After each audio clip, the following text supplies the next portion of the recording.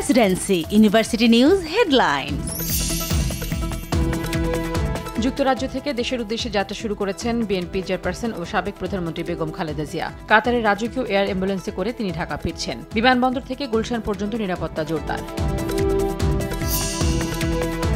বেগম খালেদা জিয়ার বসবাসের জন্য প্রস্তুত করা হয়েছে গুলশানের বাসা ফিরোজা। আর তাঁকে অভ্যর্থনা জানাতে প্রস্তুত নেতাকর্মীরা। এ সময় এসএসসি পরীক্ষার্থীদের দুর্ভোগ এড়াতে নেতাকর্মীদের ফুটপাতে দাঁড়ানোর নির্দেশ দিয়েছেন বিএনপির মহাসচিব।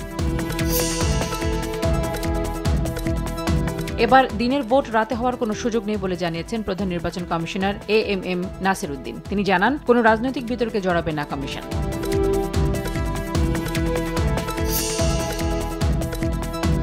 জাতীয় নির্বাচন কখন হবে সেই সিদ্ধান্ত বাংলাদেশের, তবে টেকসই দেশ নির্মাণে গুরুত্বপূর্ণ সংস্কারগুলো সম্পন্ন করা প্রয়োজন বলে জানান মাইকেল মিলার। বলেন, নির্বাচন নিয়ে ইউরোপীয় ইউনিয়নের চাপ নেই।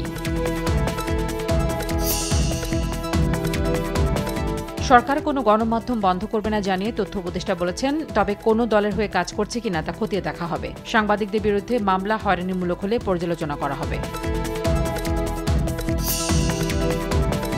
প্রাথমিক স্বাস্থ্যসেবাকে সাংবিধানিক অধিকার করা, দেশের অতি দরিদ্র 20% রোগীকে বিনামূল্যে সম্পূর্ণ চিকিৎসা দেয়া এবং চিকিৎসকের চেম্বারে ওষুধের প্রচার নিষিদ্ধ সহ একগুচ্ছ সুপারিশ করেছে স্বাস্থ্য বিষয়ক সংস্কার কমিশন। এনসিপির মুখ্য সংগঠক হাসনাত আবদুল্লাহর উপর হামলাকারীদের কোনো ছাড় না দেওয়ার হুঁশিয়ারি দিয়েছেন স্বরাষ্ট্র উপদেষ্টা। বলেন, জুলাই অভ্যুত্থান বিরোধী শক্তি যেন মাথাছাড়া দিয়ে উঠতে না পারে, সেজন্য সজাগ আছে আইনশৃঙ্খলা বাহিনী।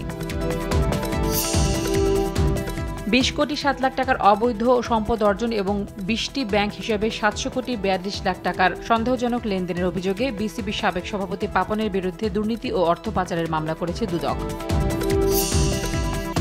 শত্রুর আগ্রাসনের উপযুক্ত জবাব দিতে পাকিস্তান প্রস্তুত বলে রাজনৈতিক দলগুলোর সঙ্গে বৈঠক শেষে জানিয়েছেন আইএসপিআর এর মহাপরিচালক। অন্যদিকে যারা ভারতের দিকে কুনজর দিয়েছে তাদেরও উপযুক্ত জবাব দেওয়ার ঘোষণা দিয়েছেন দেশটির প্রতিরক্ষা মন্ত্রী।